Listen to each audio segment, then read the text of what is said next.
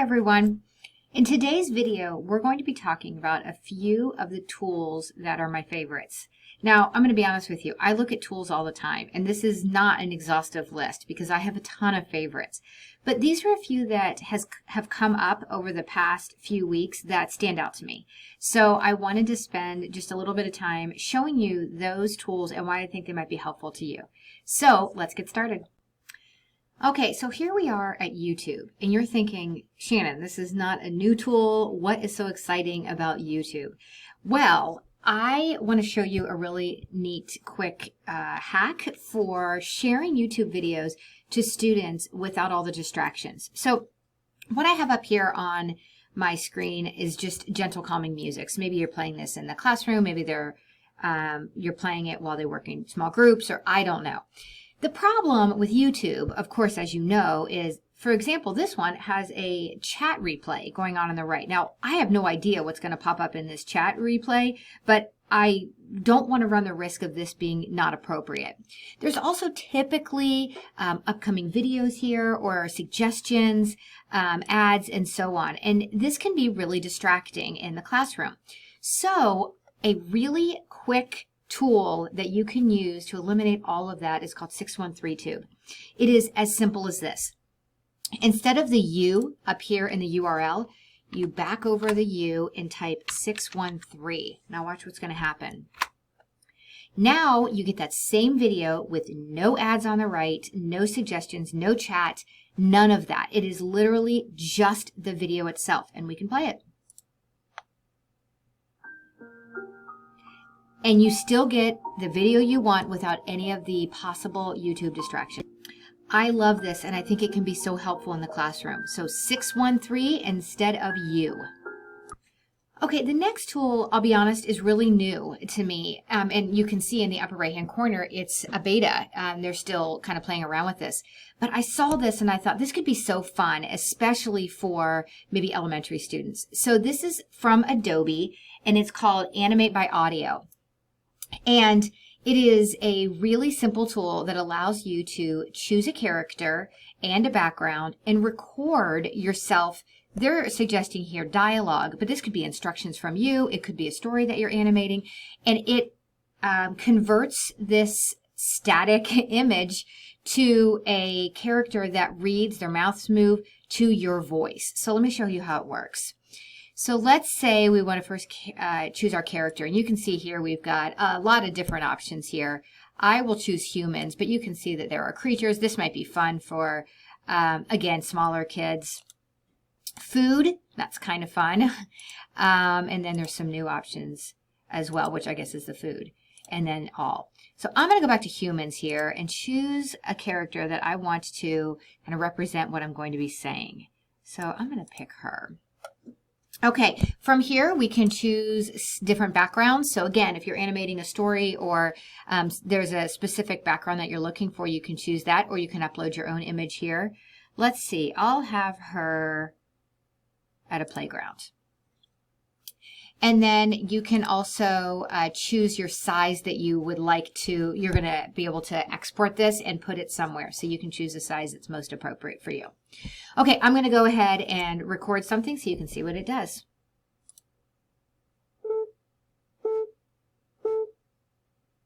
Hi, everybody. I am Professor Estep, and I will be your instructor for this semester. We're going to learn a lot of really great information, from technology tools to implementation of that in the classroom to how to stay safe online. So let's go ahead and get started and go ahead and jump into Module 1. All right, so I went ahead and finished here, and you can see that it's processing our video. So I'm going to pause this video for just a second until this is done, and then I will show you what it will do for us. All right, here we are back again. Just for your reference, that took under a minute, maybe 45 seconds for it to finish, and mine was 20 seconds long. So obviously, the longer it is, the more time it's going to take. Okay, so let's go ahead and play this, and you can see what this will end up looking like. Hi, everybody.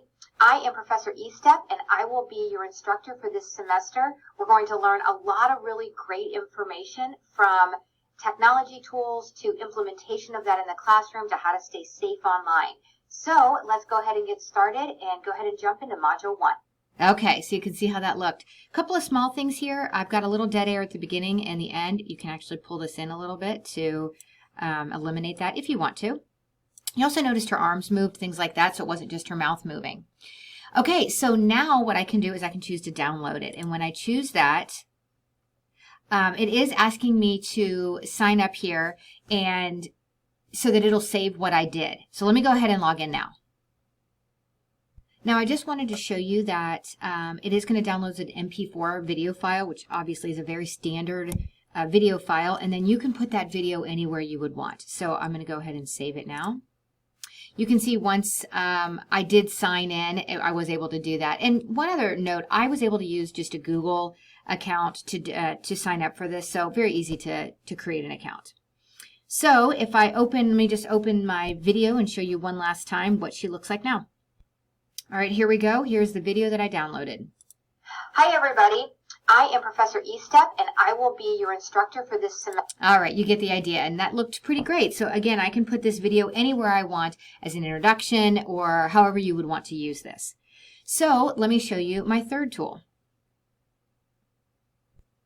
All right, my third tool is called Jeopardy Labs, and I like this one because it's so simple, so fast, and I think it can do a lot for you in terms of student engagement, reviewing for quizzes, having them work in groups, having a little bit of that competitive nature that can happen in the classroom, but learning at the same time.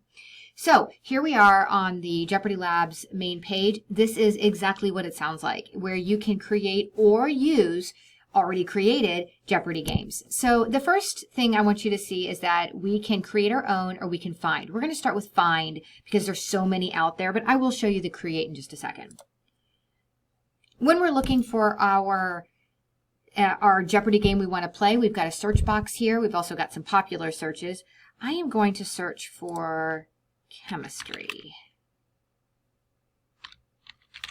All right, when I go ahead and search, what we'll see here are all of our results. Now, one thing I really like about this is when you roll your mouse over any of these, it'll show you what the game looks like off to the right. You can even preview what the questions are. You'll notice this one is 7 columns across. That will vary. So if I come down to this next one, this one has 7, this one has 6. This one has 5. So it really depends on how many categories and how many questions you want to ask them. And this gives you some information too. You can see how many questions are in each of these. Again, you can preview them from here. And let's say you find one that you really like. So we'll do this basic of chemistry. From here, you can play it. You can edit it. So if something is close to what you want, but not quite there yet, then you can edit it as you need to. So for this example, we're going to go ahead and hit play. All right, from here you can see we have some of those same options: edit, print, download, embed. This is handy if you are using an LMS, that it might make sense to embed it into that learning management system like Canvas or Google Classroom or so on. You can also share this out if you wanted to share this particular game on any of the social media areas that we see here. All right, so I'm going to go ahead and leave this at 3 teams, but you can certainly change this if you want. Oh, let me just show you the print really quickly here, because I think that this is helpful. You can see that if you wanted to make this available as a study guide or something that students will go through later, you can print this, and you could print it as a PDF if you wanted, and see all the questions and the answers for them to study later. So I like that as well. Okay, we'll leave this as 3 teams and we'll go ahead and hit start. Now, what I like about this is a couple things. It's very, very simple to open the question. You can see where you are with the yellow box around it. So let's say we've got the question here, and you can see to reveal the correct response, you hit the space bar. When 2 or more atoms are joined together chemically, they have made can be the same element. So if I hit the space bar now, it will say, what is a molecule? Okay, so let's say team 1 got that right. If I hit plus over here for team 1, they will add the number that we are on. We're at $100 to that team. If let's say team 2 tried and didn't get it right and I had negative, it'll put them in the hole that amount. So that's all done already for you. To continue, we're going to go ahead and hit escape. We'll do one more. Chemistry 4 for 300. There are this number of elements on the periodic table of the elements. Do you guys know the answer to that? Well, let's hit the space bar and reveal it. 118. Let's say team 3 got that wrong, but team 1 got it right.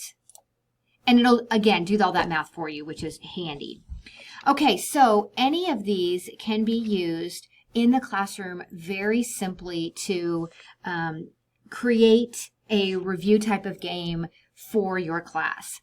Now, let's say, you really wanted to create your own. Editing this was not really going to be enough. You really wanted to do a bit more. So I'm going to go back to the menu here and go back to Jeopardy Labs and show you that you can create a Jeopardy game. Now, this is really simple.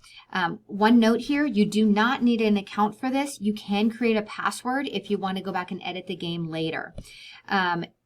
If you really wanted some of these other features, inserting images, inserting math equations, it's $20 for a lifetime membership. So you could consider that if those are features that you really need.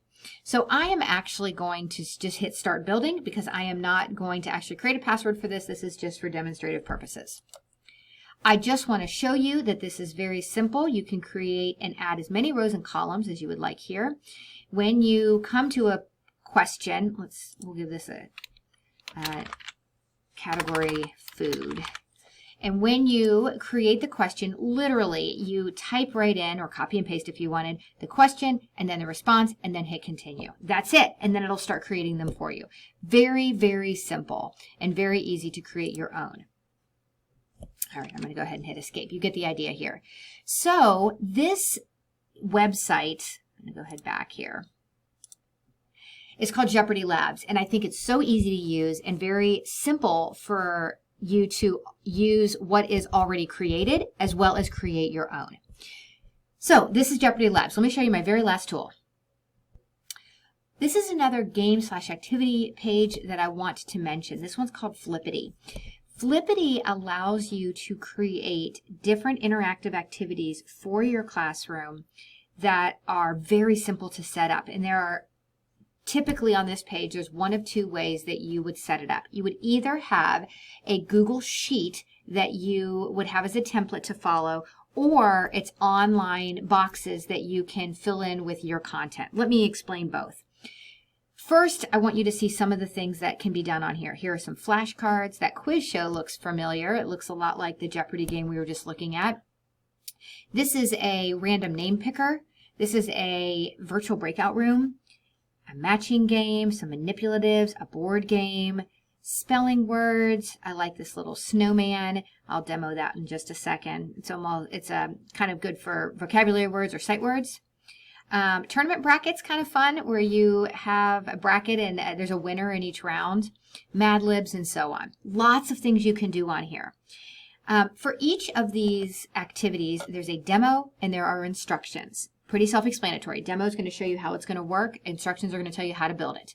So if I do a demo here for you for the Flippity Hangman, you can see here that it's looking for me to find a 4-letter word. So I'm going to first try A. Okay, A was in it, so nothing happened to the snowman. As I get things wrong, he will start to melt. Let's say I think there's an E in there. Oh, there is an E in there. Okay, let me try a T. There was not. You see how he started to melt just a bit? Let's say I think there's an S in there. Oh, he's starting to melt a bit more. Let's see if there's an R. Okay, there was one at the end. Let's say I think maybe there's a B. Okay, and look, I found out the word, what the word was bear. Okay, so I think, you know what? I like this game. I think I'd actually like to build this.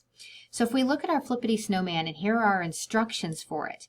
Literally for this one, very, very simple. All you have to do is put in your terms here instead of what they have. So let's say I put in colors